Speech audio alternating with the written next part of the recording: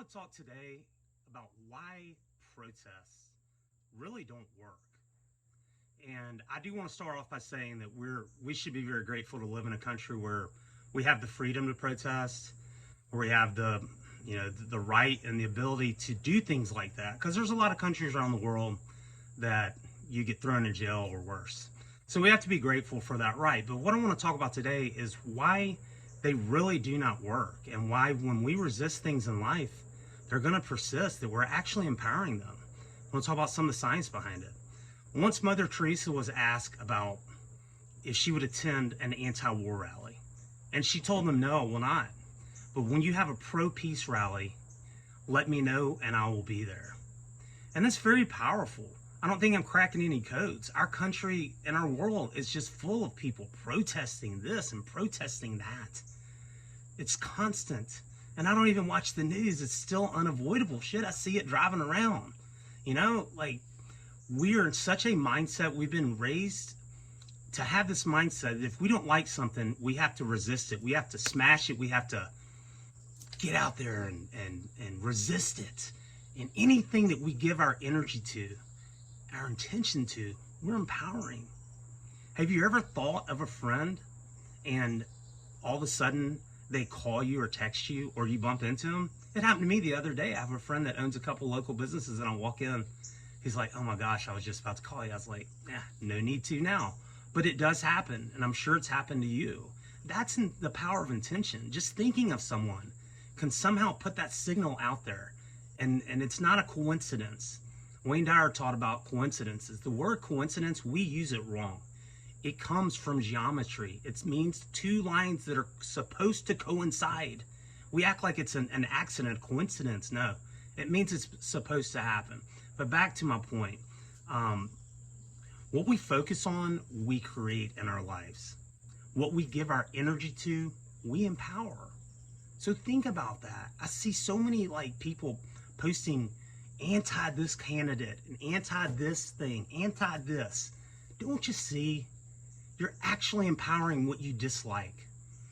And like I said, it's great that we have the right to get out and protest. However, if you're out there fighting against something, you're giving it power. If you had a house fire and you had a bucket of water and a can of gasoline, what would you put on the fire? Obviously, the water. But when you're protesting, when you're fighting against something, you're pouring gas on it. If you have a political candidate that you hate, or a disease that you hate, or you're anti this, anti that, we have to learn to be pro the opposite. Because when we're fighting against something, as long as we're pushing something away in our lives, it's still got us. If you're pushing something away, it's still got you. If it's, look at some of the things around that are common fights. The war on drugs, yeah, that's working fantastic. The fight against cancer, yeah, that's working. And I understand that we all have emotional ties to things that we dislike. Maybe it's taken a close loved one or adversely impacted our lives. As opposed to fighting it, we've got to learn to be for what we want. Be for the opposite, just like Mother Teresa in the anti-war thing. She said, no, I'm not going to go. If you have a pro-peace rally, I'll be there. We've just been trained to fight what we don't like. And we don't realize that we're constantly fueling the problem that we dislike. Whether it's a candidate, you hate a political candidate and you're constantly posting about them, guess what? You're empowering them. You're empowering them because you're giving them your energy. We have to change. We have to change. That's why I chose that thumbnail. It says we need to change. The girl's holding a sign. It was just a picture of a protest. We do need a change, but we have to be that change. Like I said, as long as we're pushing something away, it's still got a hold on us, and we have to be careful about that. I mean, look at a lot of addiction recovery and stuff like that too. Everybody's anti. You're still giving it energy.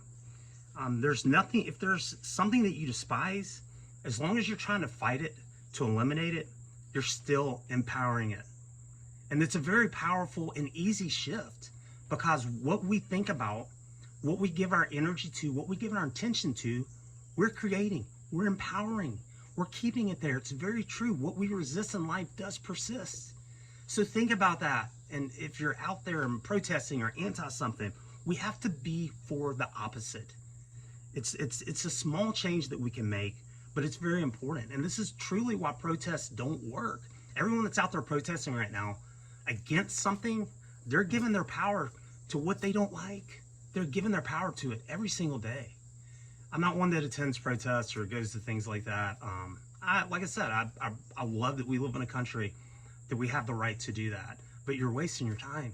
You're really wasting your time, because fighting against something is not going to change it.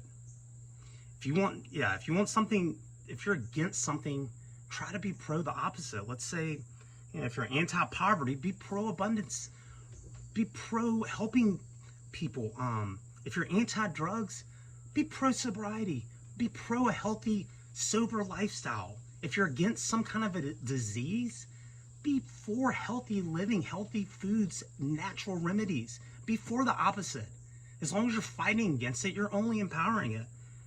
If you're against a certain politician or political group, I'm not a political person, but if you're against that, just be pro what you want. Quit trashing and quit being so negative, because you're only empowering what you dislike. And it's going to blow up in your face every time. Even the racism thing, if you're, nobody wants racism, but if you're out there fighting against it, be pro-equality. Find ways that you can be more inclusive with all people in your life. As long as we're divided, we're screwed. We're all the same deep down. We are spiritual beings having a human experience. And as long as we're busy judging other people and pushing things away, we don't have time to love others. And that's ultimately what we're here to do. Gandhi said it, and it's so true. We have to be the change that we want to see in the world. So I'm not telling anybody not to protest. That's our First Amendment right. It's in the Constitution. We have the right. And, but I'm just trying to say that I think I'm learning this too. I mean, I personally try to push things away that I don't like in my life, and I'm getting this lesson, and that's why I'm making this video. All these are for me as well. We have to learn to be the change that we want to see in the world. And as long as you're pushing something away, as long as you're fighting against something, as long as you're protesting something, you are empowering it. Thanks, everybody. And as always, have a happy now, because you can't be happy yesterday, and you can't be happy tomorrow. Thanks.